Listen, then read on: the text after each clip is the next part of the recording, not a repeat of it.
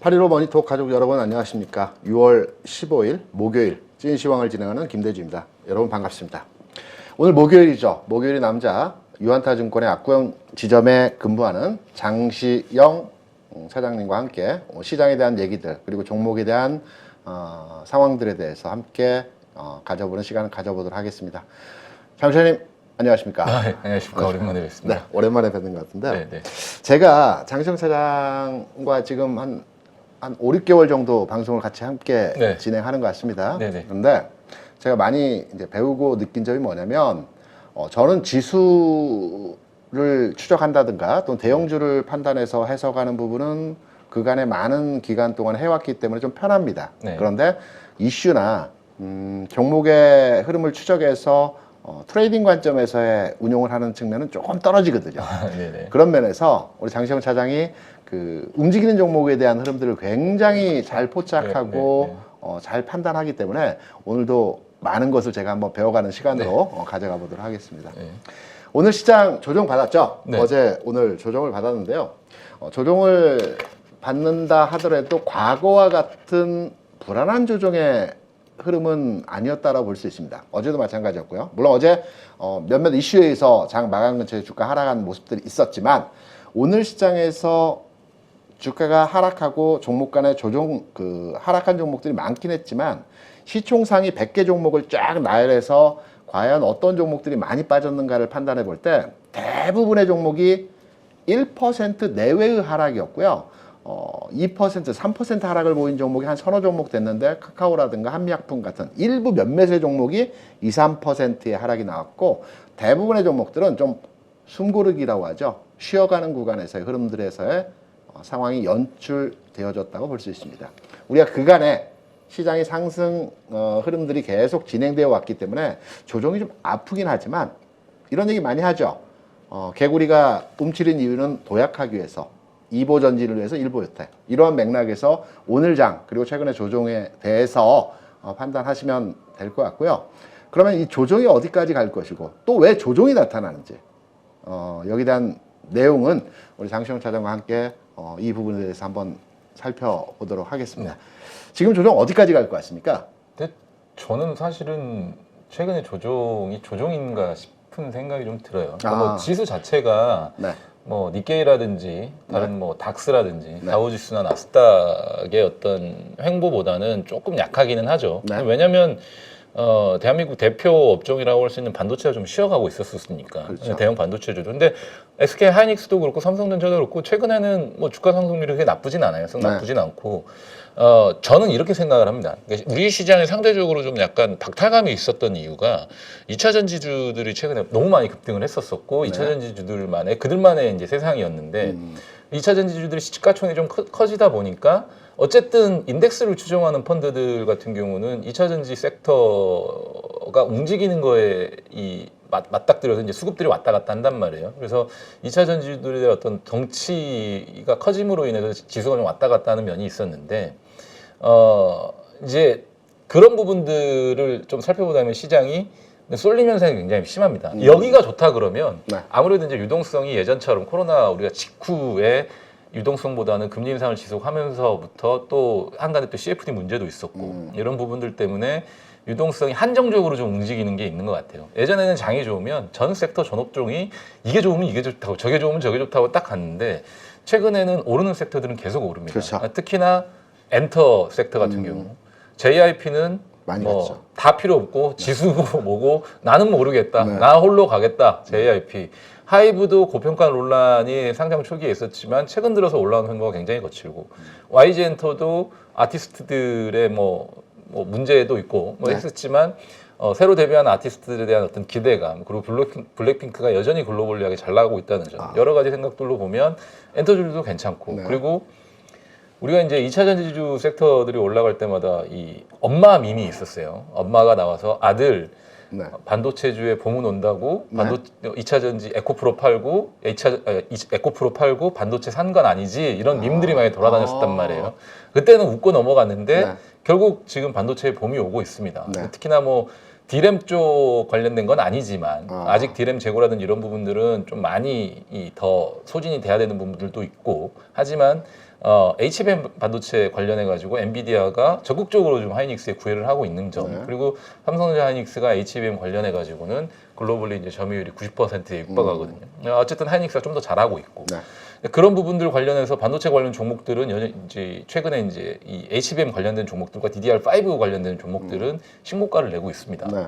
그러니까 종목별로 뭐 제약바이오 섹터들도 일부 종목들은 한번 또 신고가를 간 적이 있었고, 그쵸. 그러니까 왔다 갔다 순환매 장세가 이루어지다가 이제는 반도체에 꽂혀가지고 그쪽으로 다 몰려가고 있습니다. 뭐 사실 미국 시장에서는 엔비디아가 이제 천조 클럽에 좀 들어왔죠. 시가총액 네. 천조 클럽에 들어오면서 국내 반도체 주식들 중에 그와 관련돼서 수혜가 되는 종목들 예전부터 있었던 내용들이에요. 없었던 내용도 아니고 원래부터 있었던 내용인데 2차 전지주들이 뭐 잠깐 쉬어가면서 그 쏠림이 이제는 반도체 쪽으로 좀 쏠려가고 있는 게 아닌가라는 생각도 좀 들고 있고 그리고 거래소 쪽에서도 실은 조선주들도 그와 관련해서 좋아지고 있습니다. 그러니까 대표님께서도 항상 말씀하셨다시피 이제는 시장이 실적 장세로 들어간다라는 네. 말씀을 주셨는데 최근에 실적 장세의 어떤 그 뭔가 특징적인 부분을 좀 찾아보자면 네. 실적이 계속해서 좋았던 애들보다는 기저 효과가 있는 업종의 종목들이거든요. 잘 보셨습니다. 반도체 업종들도 보게 되면 안 좋았어요. 네네. 안 좋았는데 그게 조금 좋아지니까 엄청 안 좋아가지고 그렇죠. 조금 좋아지니까 기저 효과가 엄청 커지는 거거든요. 네. 하이닉스 2분기에도 적자예요. 네. 근데 4조 뭐 5조 이렇게 적자가 나다가 2조 3조 적자 나니까 서프라이즈라고 그래요. 그렇죠. 컨센서스가 4조 적자 예상했는데 2조 난다로 3조 난다 그러니까 적자가 남에도 불구하고 좀 적게 나네. 그렇죠. 이렇게 나면서 서프라이즈가 나고 있고 서프라이즈라고 하면서 시장에서 주가가 오르고 있고 또 그러면서 반도체 관련 어떤 소부장이라든지 다른 부품주들 장비주들도 못했어요. 창설을 못하죠. 왜냐하면 전방의 셋업체들이 캐펙스를 안 늘리니까 발주가 없다가 이제는 그 관련해 가지고 기대감이 계속 살아나고 그렇죠. 뭐 그냥 평균 50억에서 100억 하던 회사들이 200억, 300억 하고 갑자기 마진이 2%, 3% 나다가 7%, 8% 나버리니 주가가 확 급등해 버리는 거죠. 그렇죠. 조선주들도 마찬가지예요. 서프라이즈가 실적 상세가 나는데 적자 언제 도대체 흑자 전환하는데 근데 1분기에 흑자 전환하고 나서 2분기에는 그 흑자 전환 폭이 더 커진다고 하니 주가가 계속해서 좀 추세를 만들고 올라가고 있는 거거든요. 그래서 2차 전지가 안 된다라는 얘기는 아니고요. 2차 전지 에코프로 이 차트를 보시더라도 잠깐 보시면 누차 이제 대표님하고 저하고 항상 말씀드렸었어요. 에코프로 같은 경우는 이제 대장이라고 할 수 있으니까 이제부터는 좀 박스권일 것이다 라는 얘기를 차트 한 번만 좀 보여주시겠어요? 박스권이나 것일까라는 얘기를 했는데 어제 참 공교롭게도 전고점을 다시 탈환하려는 모습을 보이다가 그 고션 관련된 그렇죠. 중국에 뭐 진출한다 어쩐다 하면서 좀 2차 전지들이 급락을 하고 시장 전체로 좀 급락을 했는데 결국 뭐 아무 일이 없다는 듯이 다시 오늘 6% 넘게 급등을 했거든요. 근데 뭐 이게 여기서 전고점을 다시 뚫고 가더라도 또 다시 조정을 받더라도 어차피 여기는 죽지는 않습니다. 여기서 충분히 매매할 거리는 있지만 지금 당장의 시장의 느낌은 2차 전지도 좋지만 실적이 턴어라운드하고 실적 장세로 가고 있음에 분명하니 이 턴어라운드 되는 업종이나 종목들 중에 뭔가 기저 효과가 세게 나오는 종목들 그쪽을 좀 보자라는 거고요.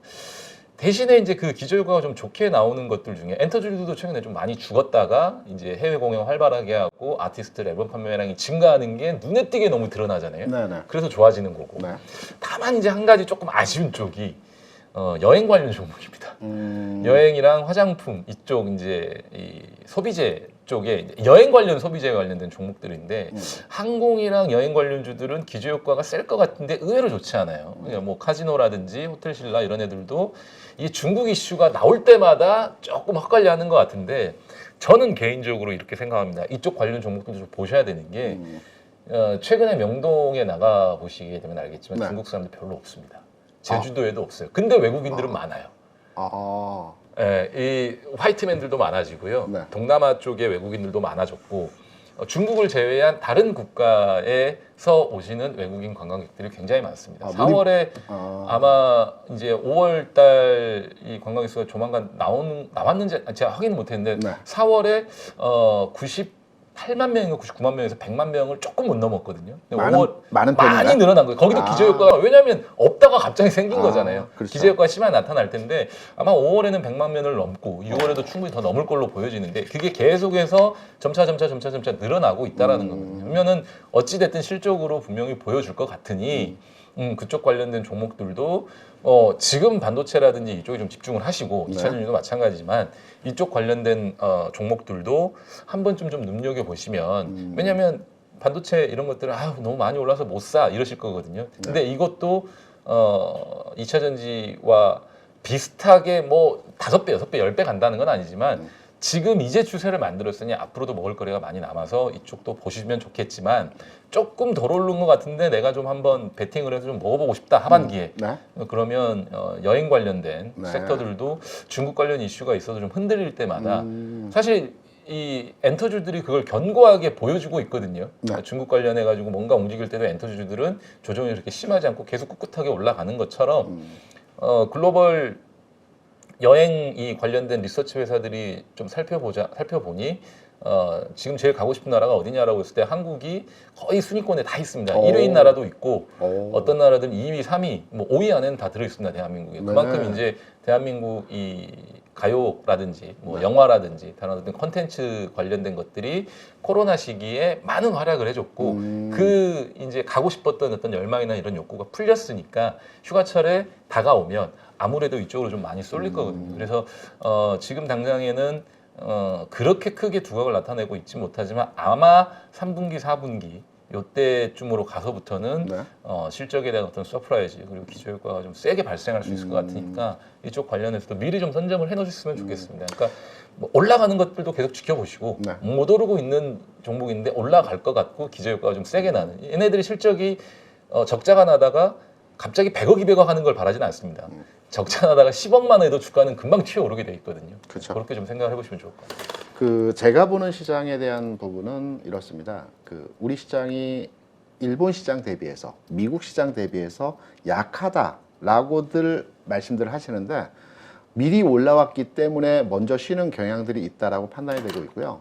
일본 같은 경우는 뭐 기사에서 많이 보셨겠지만 30년 만에 이제 1990년 주가 지수를 이제 돌파한 지수의 영역이기 때문에 해석의 차가 약간 다르다는 차원으로 이해하실 수 있는 내용이라고 볼 수 있습니다.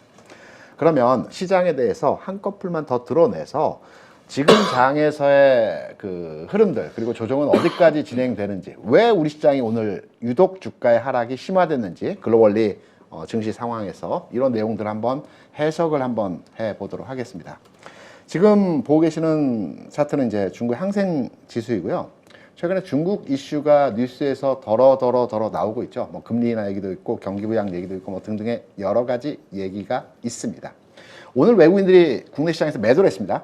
그리고 최근 6월 들어서 4월, 5월까지만 하더라도 4월에 2조 원, 5월에 4조 원 매수를 했던 외국인들이 6월 들어서는 매수의 강도가 좀 약화되거나 또는 매도로 시장을 대응하는 형태의 모습들이 나오거든요. 거기에 대한 이유는 이렇습니다. 최근에 일본 시장에 대해서 외국인 투자자들이 공격적인 매수를 대응하고 있죠.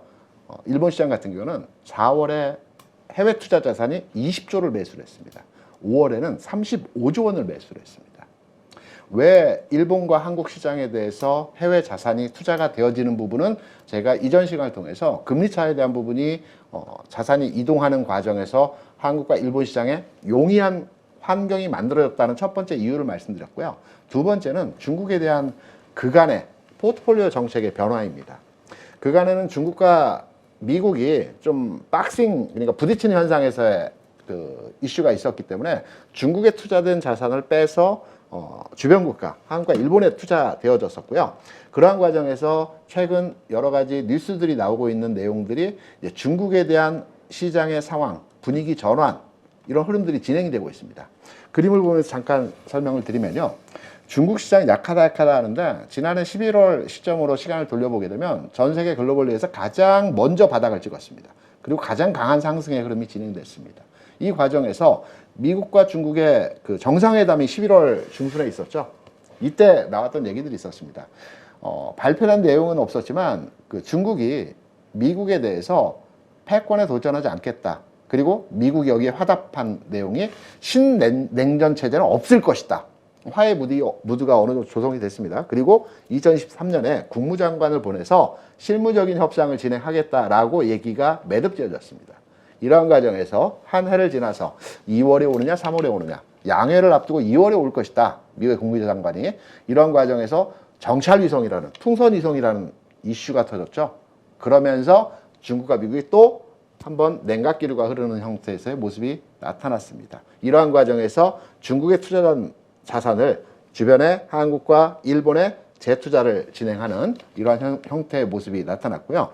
최근에 중국 시장에서의 중국 관련 뉴스를 보게 되면 글로벌 CEO 그러니까 애플, 테슬라, 그리고 그 유럽의 로비똥, 그다음에 JP 모건 회장 다 중국을 방문하고 있습니다. 또 예정에 되어 있습니다. 중국 시장에 대해서 이제 시장이 전환점이 되는 흐름의 모습이 나타날 것이다라는 것을 미리 캐치한 거죠. 그리고 미국의 국무장관도 이번 주말에 중국에 방문을 한다라고 합니다. 어떤 이슈로의 방문인지는 모르겠지만 일단 중국에 방문하게 되면 여러 가지 긍정적인 내용에서의 메시지들이 나오겠죠. 이러한 과정에서 그간의 한국과 일본에 투자되었던 자산들이 일부 포트 변경에 의한 중국 시장으로 전환되는 과정에서 한국 시장에서 먼저 외국인들이 부분 포트 변경을 하고 있는 과정에서 외국인의 매도가 나오고 있습니다. 그럼 외국인이 매도가 나오기 때문에 주가가 빠질 것이다. 그건 아니죠. 왜? 최근에 국내 환율 시장에서의 동향을 살펴보게 되면 1,300원 라인 무너지면서 1,260원까지 내려왔죠. 환율이 하락하게 되면 기관 투자자들이 국내 주식시장에 들어올 수 있는 환경이 마련된다는 측면에서 말씀을 드렸습니다. 그래서 최근에 기관 투자자들이 외국인에 대체하는 매수 세로의 시장에 들어오고 있는 상황입니다. 이러한 분위기에서 시장 흐름들이 진행이 되는 모습이고요. 종합주가지수, 시장 흐름, 전체적인 내용에서의 부분은 어떻게 진행될지에 대한 흐름은 제가 이 시간을 통해서 여러분께 여러 차례 말씀드렸죠. 주가지수 2650포인트 라인은 절대적인 저항 구간에서의 매물 영역이기 때문에 한 번에 돌파하지 못할 것이다. 이 돌파 구간에서의 기간은 6월과 7월까지의 이 두 달 동안의 매물을 소화하는 등락장의 과정이 진행될 것이고 8월부터는 시장이 좋아지는 흐름으로의 진행이 될 것이다. 여기에는 여러 가지 내용들이 있을 수 있겠죠. 최근에 우리 시장이 그 벽을 뚫지 못하고 계속 그 제자리 걸음에서의 움직임이 나타났던 이유는 역시 무역수지 적자였죠. 무역수지 적자가 최근 26억 불, 21억 불 점진적으로 감소되고 있습니다. 중국이 경제가 어느 정도 살아나게 되면 우리 수출도 늘어나겠죠. 그러면 7, 8월 구간에서는 무역수지가 흑자로 돌아갈 가능성이 있습니다. 그러면 8월 전반의 시장의 흐름의 상황에서는 주가지수와 경제 동향의 상황이 상향으로 전환될 수 있다는 측면으로 해석이 되고 있습니다. 결론이 나왔죠.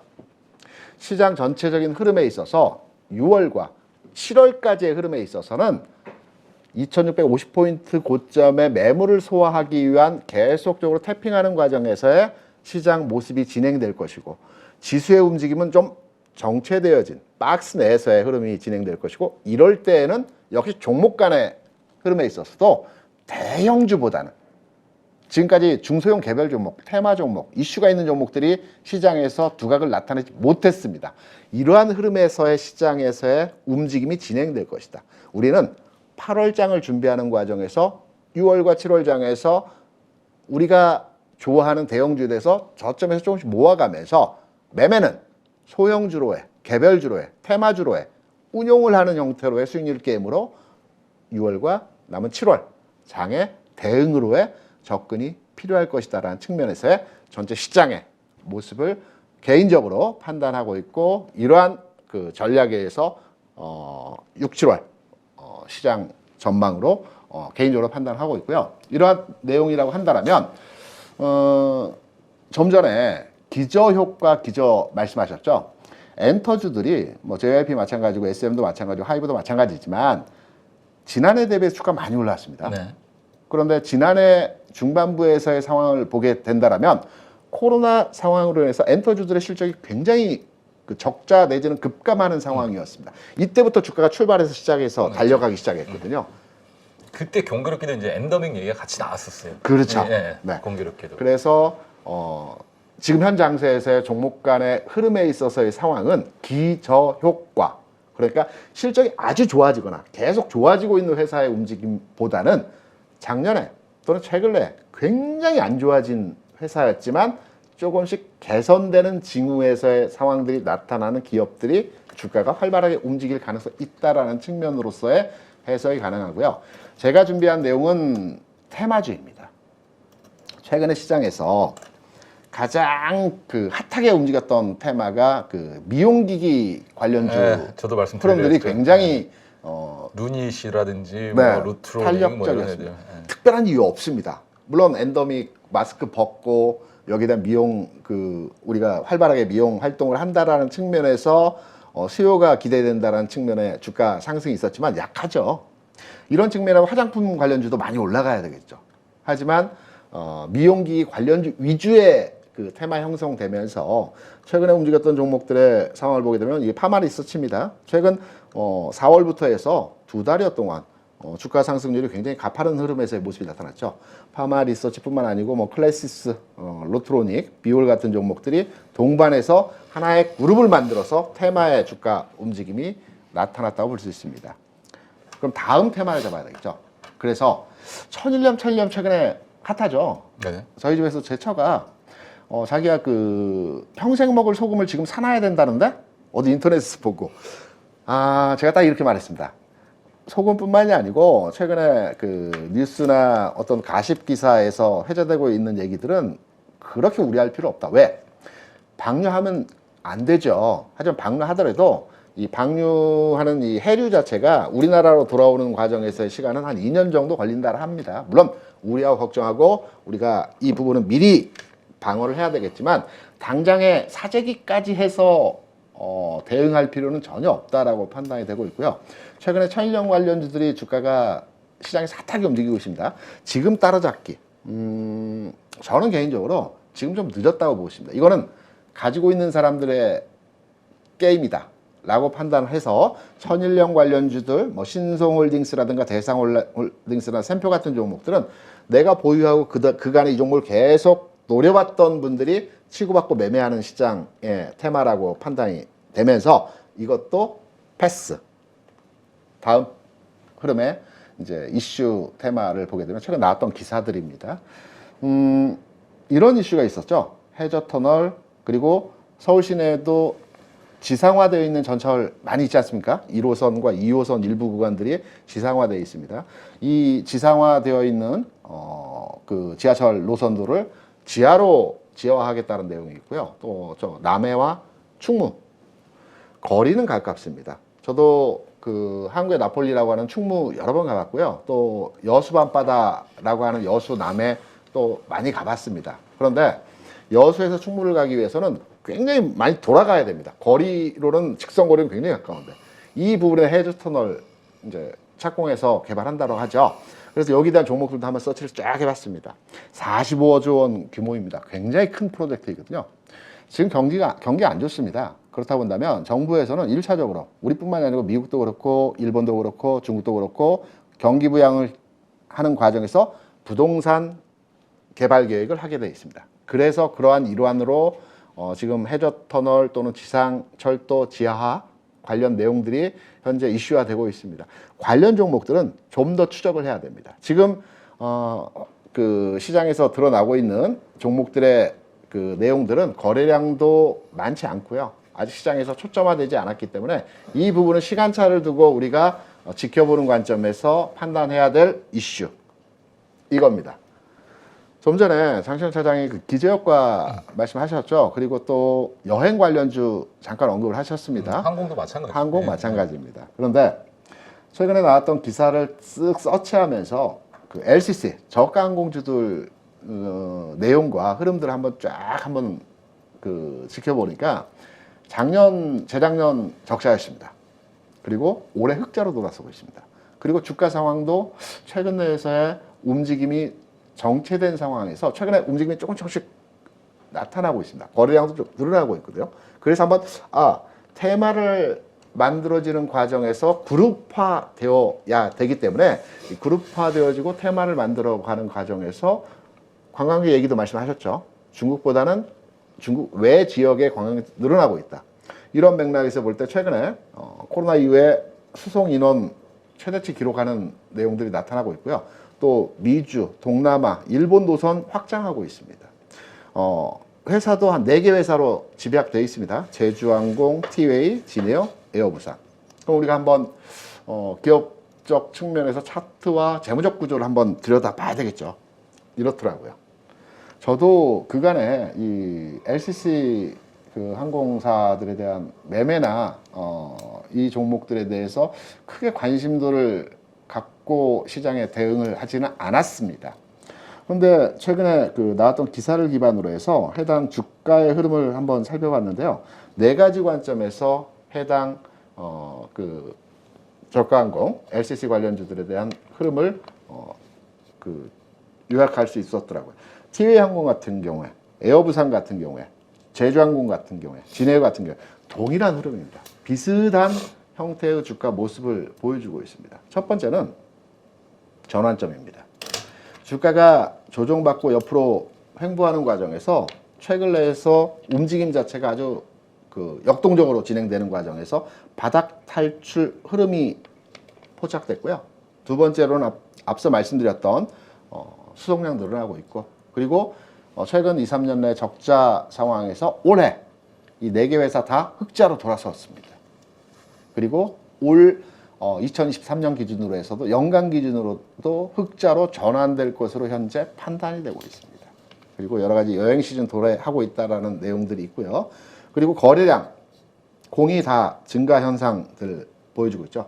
주가적인 측면에서도 여행주들, 그리고 항공주들, 지금 장기적인 추세적 흐름에서 다른 여타의 종목들 대비해서 소외되어 있다가 최근에 움직임이 진행되는 형태에서의 모습이 나타나고 있습니다. 그래서 테마주가 만들어지려면 하나의 그 테마에 대해서 많은 몇몇의 종목들이 하나 그룹이 되어야 되고요. 동일 흐름들이 만들어져야 된다고 볼 수 있다. 그럼 이런 맥락에서 LCC 관련주들 우리가 관심을 가져볼 만한 테마가 만들어질 가능성이 있다. 이러한 내용으로 해석이 되고 있기 때문에 저는 개인적으로 LCC 관련주들에 대해서 다음 주 그리고 6월장에서 흐름의 내용에 대해서 좀 관심을 가져가야 되지 않겠느냐 이렇게 판단을 하고 있습니다. 우리 장시영 시장. 네. 6월장에서 남은 기간 동안 그럼 어떤 종목에 대해서 관심을 가져볼까요? 일단 그러니까 대표님께서는 이제 항공주 말씀하셨으니까 네. 저도 항공주는 관심 있게 좀 보고 있고 네네. 지금부터는 좀 사봐줘도 되는 업종 중에 하나죠. 그러니까 준비를 하자는 거죠. 사실은 그렇죠. 최근에 이제 LCC들의 이게 좋았던 게 네. 일본 쪽의 노선이 굉장히 좀 늘어나면서 일본을 많이 갔어요. 우리나라 사람들이 일본 가가지고 최근 한 2, 3개월 동안 쓴 게 뭐 1조, 2조 뭐 그렇다 그러더라고요. 되게 그렇죠. 많이 쓰고 왔다 그러더라고요. 네. 아무래도 이제 멀리 못 가니까 가까운 데라도 가자 해서 일본을 많이 간 것 같고 네. 이게 이제 동남아라든지 미주 노선이라든지 이런 것까지 늘어나면 그래서 제가 하반기를 미리 준비하자라는 게 더 많이 가고 더 이 노선이 좀 더 늘어나게 되면 네. 몰리다가 더 많이 가게 되고 더 많은 돈을 벌게 되고 비행기도 이제 증편도 하게 되고 늘리게 되거든요. 네. 근데 지금 당장에는 코로나 때 비행기들을 이들이 이제 여객선 운송으로 못 쓰니까 네. 화물선 운송하려고 줄여놨단 말이에요. 근데 그걸 좀 다시 바꿔야 돼요, 이제. 근데 시간이 좀 걸리는 거죠. 네. 근데 딜레이 되다가 그게 이제 2분기, 3분기, 4분기 이렇게 되면 결국은 이제 겨울에 또 동남아 갈 거고 그렇죠. 여름에는 좀 더 뭐 한국이든 더 시원한 나라 갈 거고 네. 그런 식으로 좀 왔다 갔다 할 것 같은데 지금 미리 준비를 하셔야 나중에 급등했었을 때 쫓아가지 않는다라는 거고 그래서 저도 대표님 생각은 동의하고 만약에 매매를 좀 적극적으로 해볼 수 있다 하시는 분은 반도체 장비주도 보셔야 됩니다. 장비주. 예, 장비나 소부장 관련된 것들. 하이닉스나 삼성전자를 가지고 계신 분들도 뭐 나쁘진 않습니다만 네. 어찌됐든지 간에 기저효과가 더 크게 나타나는 거는 캐펙스를 매년 해오다가 갑자기 안 해버리니까 이 소부장 관련된 종목들은 실적이 없어요. 네. 그냥 기본적으로 해나가는 이 종목들만이 조금 살아남았을 뿐이지 대부분의 종목들은 다 주저앉았는데 이제는 HBM이라는 또 인공지능 AR은 새로운 어떤 이 테마가 나오면서 네. 그에 관련된 HBM 반도체가 시장에 좀 각광을 받고 있으면서 네. 그 관련된 이제 종목들이 좀 올라가고 있고요. 그래서 일단 반도체 이 소부장 쪽을 먼저 좀 보시게 되면 네. 그로 인해서 이제 화두가 된 게 후공정 패키징이란 말이에요. HBM 관련해 가지고 아무래도 우리나라 지금 HBM을 좀 잘하고 있어요. 하이닉스나 삼성전자가 앞서 소재 말씀드렸지만 굉장히 좀 잘하고 있는데 잘하는 이유가 잘 쌓아요. 8단으로 쌓느냐, 뭐 네. 하이닉스가 그걸 제일 먼저 잘 쌓았고, 네. 뭐 삼성전자도 연내에 8단 쌓고 내년 내후년에 16단까지 쌓고 한다는 건데 굉장히 이게 이 미세하게 칩들을 요밀조밀하게 잘 쌓아 올린단 말이에요. 얇게. 제가 두껍지 그 않게. 부분에 지식이 좀 작아서 이제 여쭤보는 건데 저는 개인적으로 후공정 쪽은 기술력이 전공정에 비해서 좀 떨어진다라고 아니요. 그렇지 이해하고 않습니다. 있었는데 그게 저도 예전에는 그냥 후공정은 그냥 뭐 포장해 주는 거 아니냐고 생각했거든요.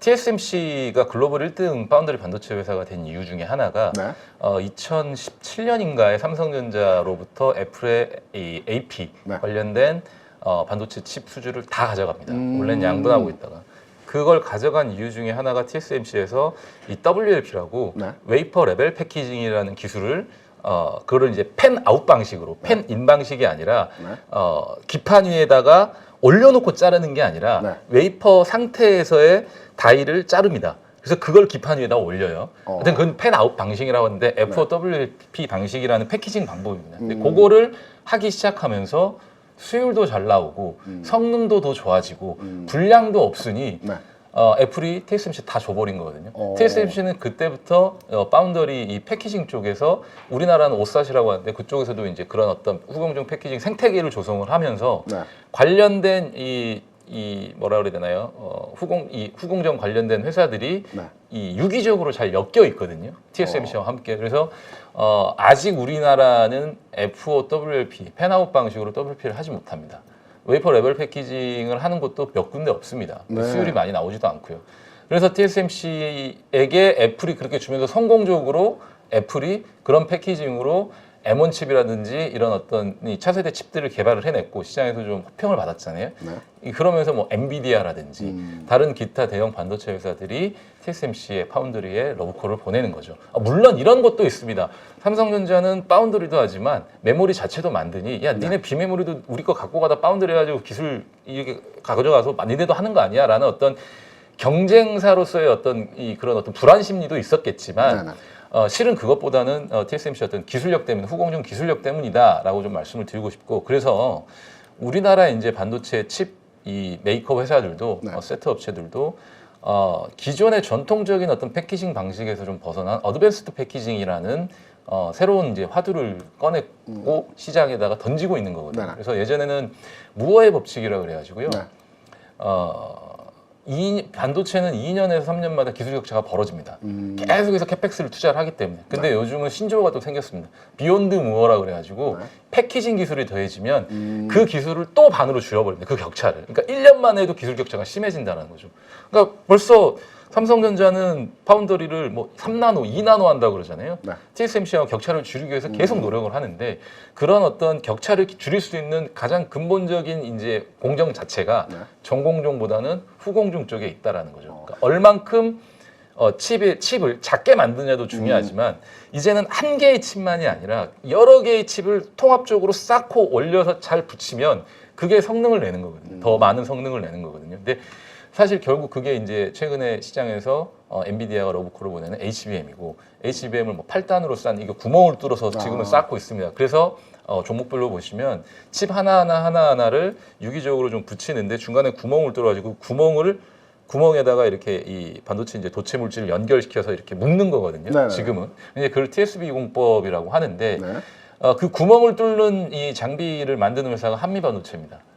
그래서 한미반도체가 좀 급등을 했었고 또 PSK 홀딩스가 이제 반도체 칩마다 이렇게 돌기가 있어요. 이렇게 범프 칩이라고 그러는데 볼그레드가 이렇게 범프 칩인데 그 범프를 탁탁탁탁탁 찍어주는 이거를 해서 PCB하고 이렇게 딱 실장을 하게 되면 이제 전류가 통해서 이제 반도체가 성능을 내게 나타내게 되는 건데 그거를 찍어주는 게 이제 PSK 홀딩스가 그걸 하고 있고 또 STI라는 회사가 그걸 또 하고 있습니다.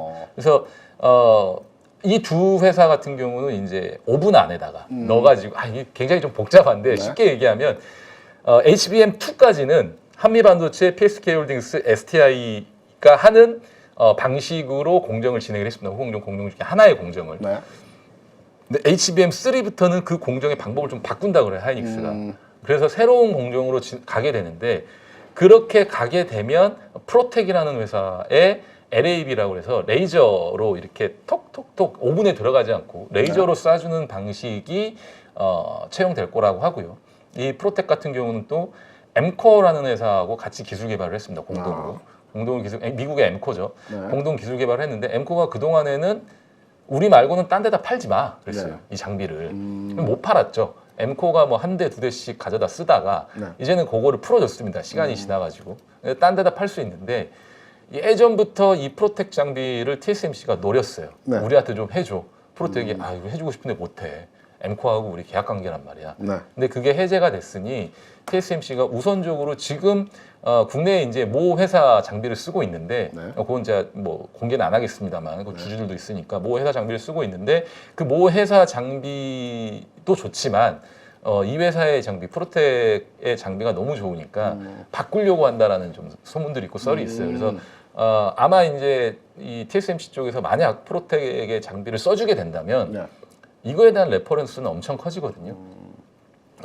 물론 이제 뭐 하이닉스라든지 삼성전자도 써줄 수도 있고요. 네. 그리고 TSMC에서 이 장비를 써준다라고 하면 프로텍에 대한 시장에서 레퍼런스는 얼마만큼 올라갈지 모릅니다. 그러니까 당장에 이 밸류에이션 자체를 프리미엄을 얼마만큼 줘야 될지 모르는 거예요. 4,900억 정도의 밸류에이션인데 뭐 그래도 한 600억 정도는 하게 된단 말이에요. 이게 기본적으로 뭐 155, 500억, 600억 작년에 600을 했는데 만약 TSMC로 장비가 나가게 되면 1,000억, 2,000억까지도 갈 수가 있겠죠. 추가적인 이 발주가 있다고 한다면 요새는 엠코라는 회사에서만 팔 수 있었는데 요 정도 매출인데 새로운 이 거래처가 생기게 되게 되면 더 많은 실적이 나올 수가 있겠죠. 그게 이 대형 반도체 회사들이니까요. 그렇게 되면 프로텍은 얼마만큼 이 프리미엄을 줘야 될지 모르기 때문에 뭐 주가가 급등했다고 하더라도 이게 새로운 시장의 반도체 장비 중에 대장이 될 수가 있다는 생각을 좀 해보시면 될 것 같고. 그 장시현 차장이 반도체 관련해서 이제 깊이 있게 종목들을 이제 잘 알고 있기 때문에 제가 하나 물어볼게요.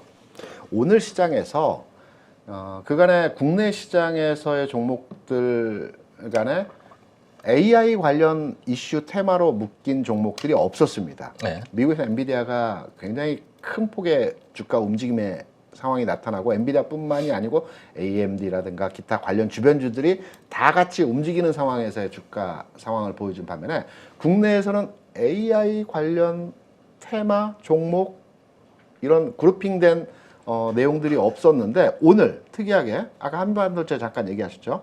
한미반도체, 그다음에 덕산하이메탈, 심텍, 그다음 PI 첨단 소재 이 네 종목의 주가가 오늘 급등을 했습니다. 그리고 공히 이 네 종목이 서버 반도체 납품 관련 이제 얘기가 있으면서 이러한 주가 흐름에서의 모습을 보여줬는데요. 잠깐 관련 내용의 종목들 쭉 한번 서치해 보겠습니다. 지금 그림을 보시면 화면 제 걸로 좀 바꿔주시고요. 이게 이제 PI 첨단 소재 오늘 주가 흐름에서의 모습이고요. 그간의 움직임 자체가 굉장히 안 움직였죠. 네. 안 움직이다 오늘 급등의 모습이 나왔고요. 그리고 덕산 하이메탈 같은 경우에도 오늘 14% 주가 움직임을 보여줬습니다. 그리고 마찬가지로 한미반도체 같은 경우에도 장중에 다소간의 눌림목이 있었지만 오늘 그 종가 뭐 최고가는 아니지만 고가 수준 영역으로 마감을 했고요. 후반부에 올라가는 상황이세요. 심텍도 마찬가지의 흐름으로 주가가 오늘 11% 정도 상승하는 모습을 보여줬습니다. 그래서 지금 말씀드렸던 이 네다섯 종목의 주가 상황이 오늘 시장 내에서 굉장히 핫했는데 이게 이제 서버 반도체 관련해서 이슈가 있었고요. 한반도체는 아까 패키징 얘기도 있었지만 두 가지 이제 중첩되는 내용으로 주가 움직였던 모양입니다. 그래서 이 관련한 종목들에 대한 저는 개인적으로 오늘 하나의 테마가 만들어졌고 이 네다섯 종목들의 주가가 동시다발적으로 동일한 형태의 주가 상황에서의 모습이 그려졌기 때문에 앞으로의 영역에서 AI 시장이 좀 더 이 시장을 끌고 가는 테마라고 판단할 때 이 종목들의 흐름들이 추가로의 움직임이 나타날 수 있다. 이제 막 출발점에서 진행되었다라는 측면에서 HBM 반도체 자체가 네. 인공지능 AI 관련된 이슈예요. 그러니까 엔비디아에서 HBM 반도체를 원하거든요. 그게 네네. 이제 GPU에 들어가는 거기 때문에 네. 그 이슈라서 사실 한미 반도체는 기존부터 HBM 관련돼서 이슈가 되면서 주가가 좀 먼저 그렇죠. 움직였었고 먼저 움직였죠. HBM 관련돼서 주가가 움직였었고 그리고 제가 DDR5 관련된 종목을 말씀드린 건 아니고요. 네네. 프로텍이라든지 네. 요 화면 좀만 보시세요. 프로텍이라든지 그다음에 여기 종목도 보여드릴게요. STI라든지 이런 종목들 있죠. 네. STI라든지 그다음에 PSK 홀딩스 같은 종목들 이런 종목들도 다 공개 거래량을 실으면서 올라간 거거든요. 그러니까 제가 말씀드리는 이 이유가 뭐냐면 다른 관련된 뭐 심텍이라든지 이런 종목들도 좋은데 네. 최근에 이제 HBM과 관련된 인공지능 AI와 관련된 이슈들이 많이 있는데 전공종보다는 후공종에 대한 어떤 기술력이 우리나라에서도 뭔가 선점할 수 있는 게 하나 생겼거든요. 사실은 비메모리 쪽에서의 어떤 AP 칩이라든지 뭐 다른 어떤 CPU라든지 이런 거는 대만에 지금 TSMC가 다 가져가 버렸으니까 네. 그 외에 D램 같은 경우는 워낙에 업황이 좀 왔다 갔다 하잖아요. 네네. 근데 HBM은 새롭게 엔비디아 쪽에서 국내 이 두 칩 메이커 회사들의 삼성전자 하이닉스에게 구애를 하고 있는 상황이고 심지어 엔비디아가 하이닉스에 선입금을 줬다라는 얘기도 있습니다. 예, 소원이 있죠. 최근에. 네. 그 정도까지 구애를 좀 하고 있는 상황이라서 이 두 회사가 잘할 수 있는 부분, 그러니까 잘하게 된 부분이 네. 결국은 HBM 반도체를 어떻게 패키징을 했냐라는 거거든요. 기술 개발도 중요하지만 얼마만큼 잘 묶어서 잘 붙여가지고 속도를 좀 좋게 하고 열 전도도 좀 낮게 해서 좋게 했냐라는 부분이라서 그 관련해서 저는 그리고 시장에서 아무래도 최근 들어서 이 패키징 쪽에 대한 어떤 관심도가 굉장히 좀 커지고 있고 주가 등락이라든지 그다음에 위쪽으로의 어떤 변동성이 좀 커지고 있는 상황이라서 네. 오히려 전공정 쪽의 어떤 종목들의 움직임보다는 이 후공정 쪽에 있는 애들의 움직임이 좀 더 커지고 있는 상황이 아닌가라는 생각을 좀 해봐서 관련된 종목들을 좀 말씀을 드리고 있는 거죠. 그러면 그 중에서 탑픽으로 한번 꼽아본다라면 저는 최근에 보고 있는 것 중에는 프로텍을 좀 사고 싶었는데 프로텍이 지금 이게 투자 주의 이 경고가 좀 들어가가지고 당일가 매매되거든요. 오늘 단일가 매매였고 이게 오늘 풀지 내일 풀지 모르는데 오늘도 좀 9% 이상 올려가지고 네. 과열로 들어갔었어요. 그래서 좀 좋게 보고 있습니다. 프로텍을요. 지금 프로텍 주가를 이제 지금 제가 보고 있는데요. 엊그제 이제 한 3일 전에 주가가 장중에 굉장히 크게 올라갔다 쭉 밀렸죠. 보통은 이런 현상들의 모습이 나타나게 되면 2, 3일 차를 두고 주가 하락하는 게 일반적인 그렇죠. 현상인데 네. 오늘 주가가 치고 나가면서 그간의 매물을 쫙 잡아먹는 형태에서의 모습이었습니다. 물론 이게 과열 안 걸리려고 밀어버린 거거든요. 근데 그런 걸린 것 거죠. 같기도 하고요. 네, 그러면 다음번에서. 기본적으로 이 종목의 흐름은 앞에 이 고점이죠. 47,700원. 이 고점을 돌파한다라는 측면으로 해석을 해도 되겠죠. 단 시간차가 얼마나 걸릴지, 장중에 주가의 등락은 어떻게 진행될지는 모르겠어요.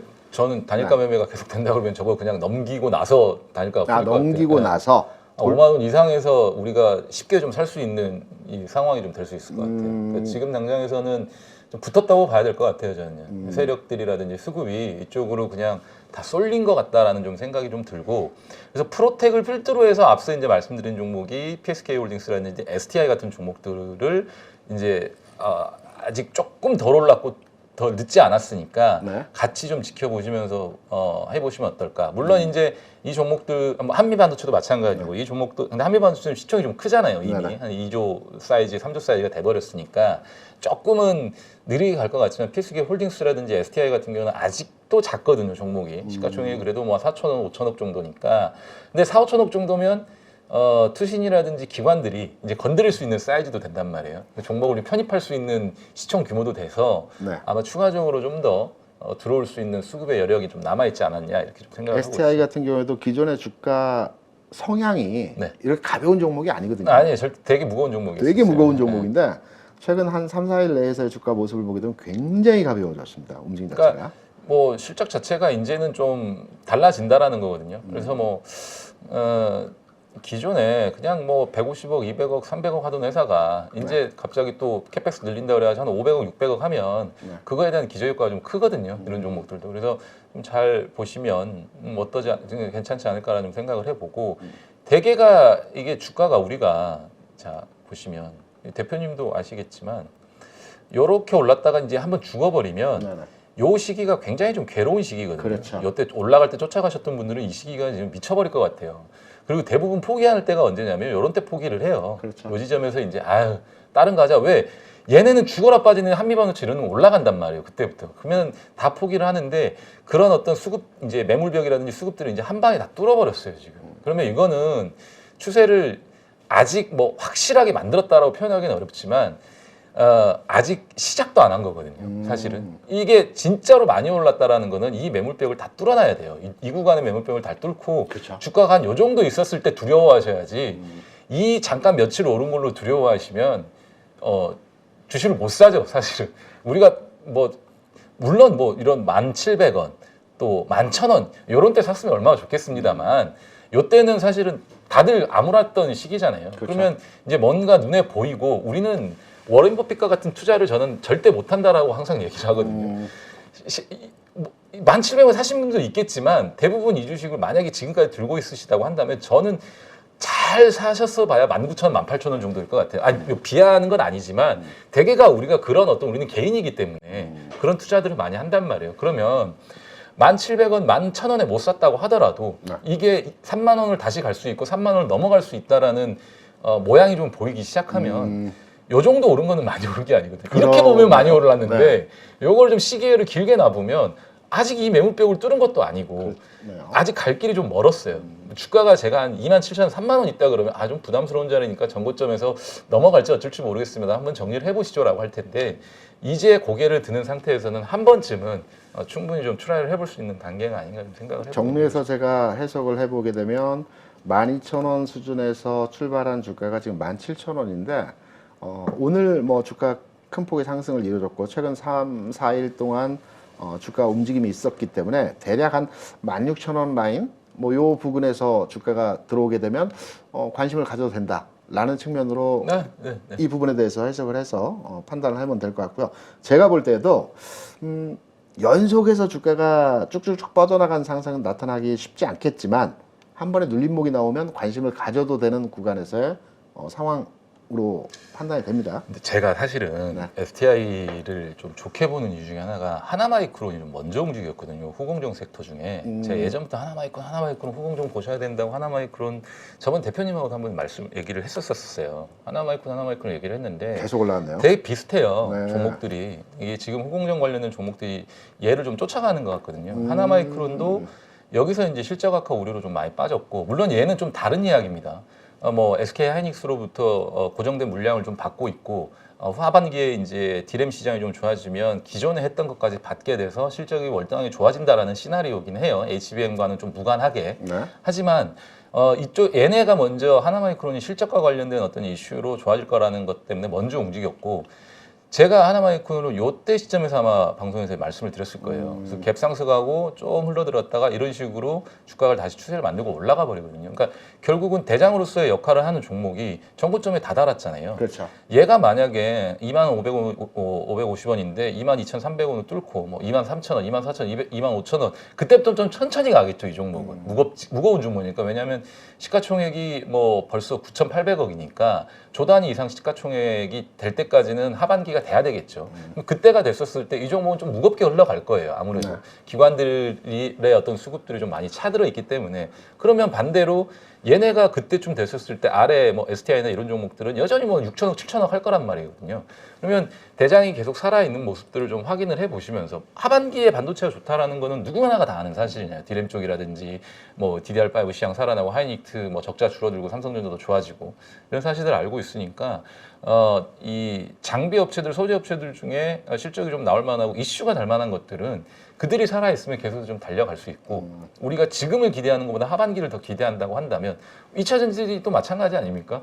당장의 실적도 좋지만 나중에 나올 실적이 더 좋단 말이에요. 2차 전지들도. 그래서 우리가 성장주로서의 어떤 밸류에이션이나 매력도를 다 부여해 주는 것처럼 얘네들도 마찬가지라는 거죠. 지금의 실적도 적자도 나지도 않고 꾸준하게 실적은 유지하고 있어요. 근데 더 좋은 실적이 앞으로 나올 수 있다라는 게 보여진다고 하면 지금 시작하는 이 주가의 흐름은 단발성으로 끝나지는 않을 거라는 얘기를 좀 드리는 거죠. 메리트가 있는 그 종목들의 흐름인 것으로 판단이 되고 있고요. 집약해서 정리를 해보게 되면 소부장 관련 종목들에 대해서 6월장 관심을 갖고 그렇죠. 거기에서도 후공정 파트에 있는 네, 네. 종목들에 대해서 관심을 가져야 된다. 그리고 저는 물론 그 부분에 대한 관심도도 있겠지만 이제 바닥점에서 출발점을 보여주고 있는 특히 이제 최근 이슈화되고 있는 그렇죠. LCC LCC도 저도 관련주들도 관심을 아직 출발 전이기 때문에 관심을 가져도 되겠다라는 측면. 공통적으로 시장에 힘이 쏠리는 큰 주식보다는 좀 지수 영향도 좀 작은 이제 그 섹터에 있는 종목들로 해서 포커싱해서 6월장에 대해서 그렇지만 거래량이 갑작스럽게 몰려가는 것들 있잖아요. 음. 그러니까 왜냐하면 트렌드잖아요. 그렇죠. 최근에는 돈이 한번 쏠리면 그냥 쉽게 그렇죠. 안 나오고 그걸 계속 이게 그냥 집중 포화를 해버리는 경향이 좀 있어서. 장시현 차장은 트레이딩 관점에서 종목 초이스를 굉장히 잘 하시기 때문에 네.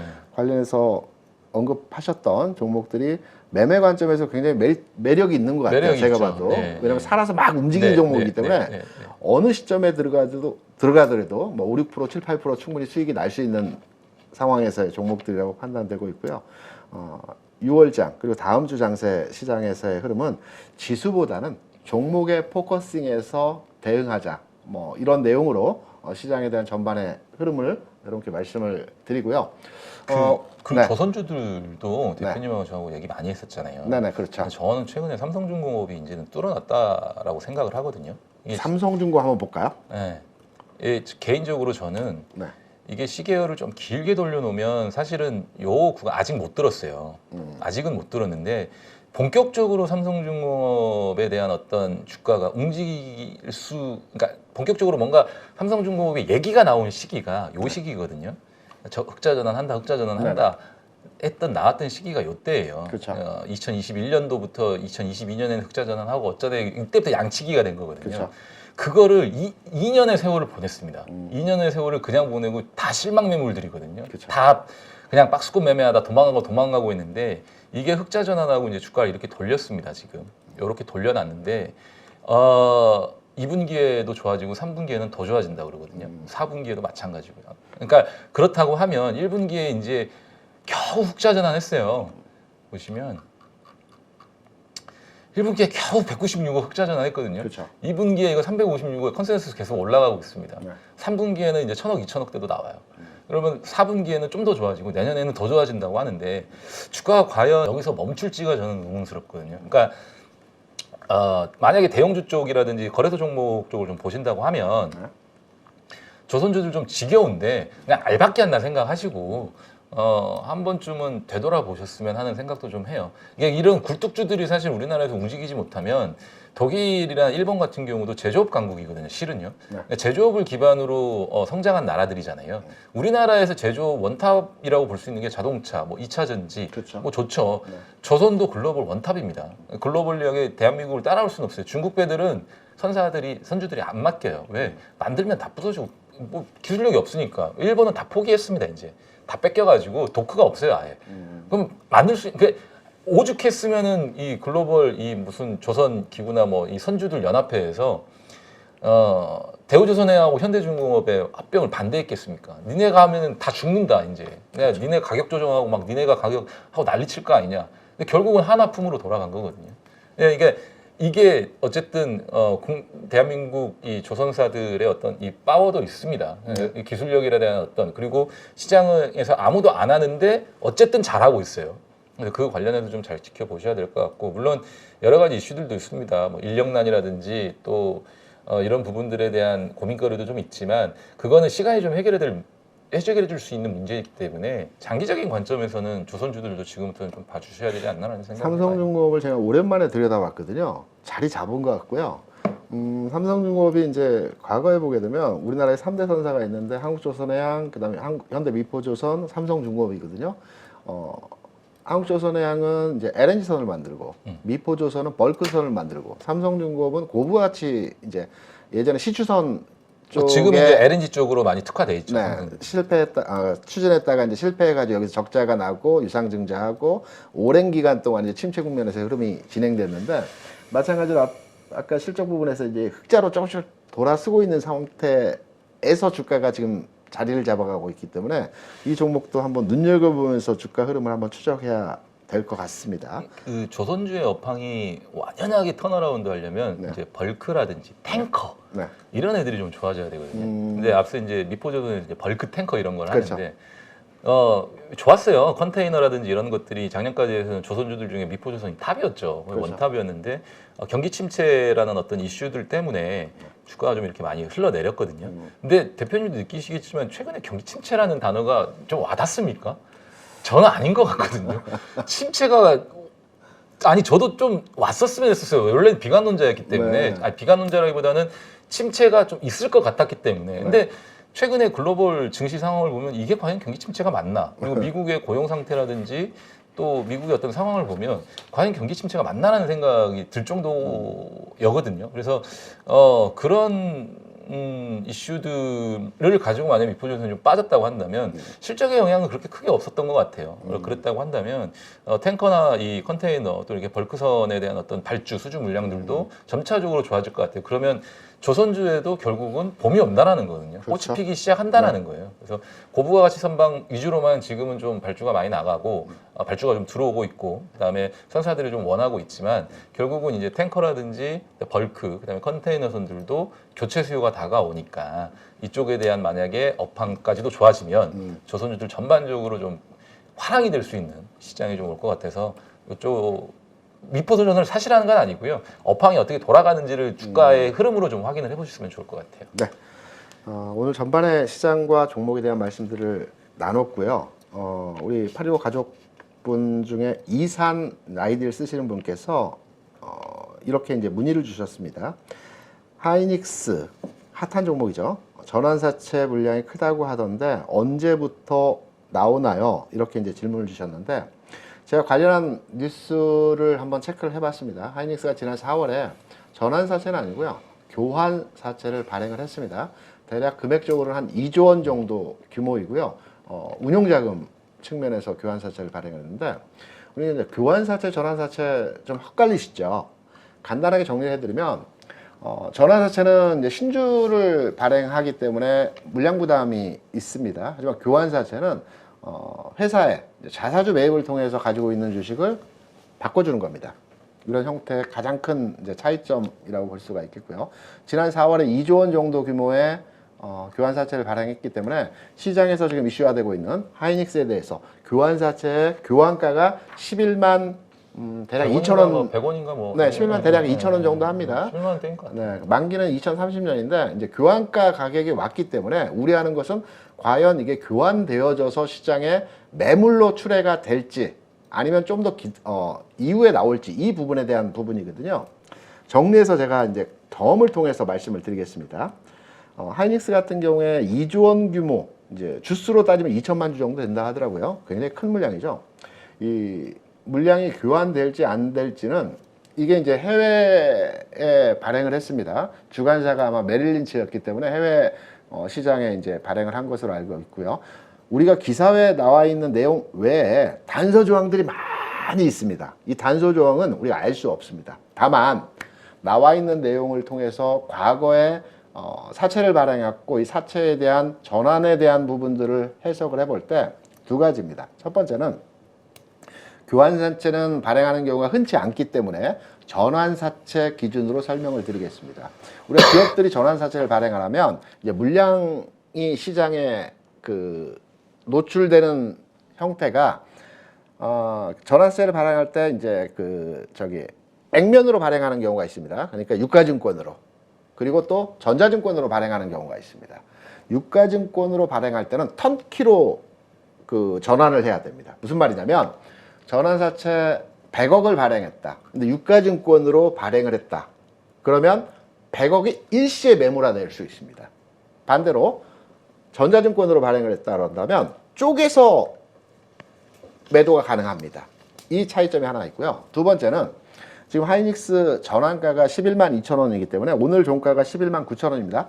전환가보다 높습니다. 그리고 4월에 발행을 했기 때문에 약간의 기간차를 두고 이미 수익권입니다. 그러면 해외 발행을 했을 가능성이 높다라고 말씀드렸죠. 그러면 이 교환사채를 가져간 집단에서 지금 교환을 해서 주식으로 바꿔서 매도를 할지에 대한 부담이죠. 이 부분은 2천만 주나 되는 물량을 주식으로 교환을 해서 시장에 매각을 하기 위해서는 시장에 직접적으로 매도를 하지 않습니다. 보통 우리가 블락딜이라고 하죠. 대량 협의 매매 거래에 의해서 기관이 매매를 하게 됩니다. 블락딜은 통상적으로 할인율이 적용됩니다. 할인율이 많게는 종목마다의 차이가 있겠지만 30%에서 15% 정도 할인율이 적용이 되게 됩니다. 그러면 교환사채의 교환가가 11만 2천 원이라고 한다면 대략 한 20%의 가격이 교환가보다 위에 있어야지만이 내가 진정한 수익을 낼 수 있습니다. 왜? 15% 할인을 내서 블락딜로 다른 기관에 넘겨야 되기 때문에. 그렇다고 한다면 지금 현 시점에서 하이닉스의 교환사채 발행 물량이 시장에 매물화가 되어질 것이냐. 그거는 현 시점에서는 아니라고 판단되고 있습니다. 지금의 가격 대비 20% 이상의 주가가 더 추가 상승이 되었을 때는 그때는 매물화 우려가 있겠죠.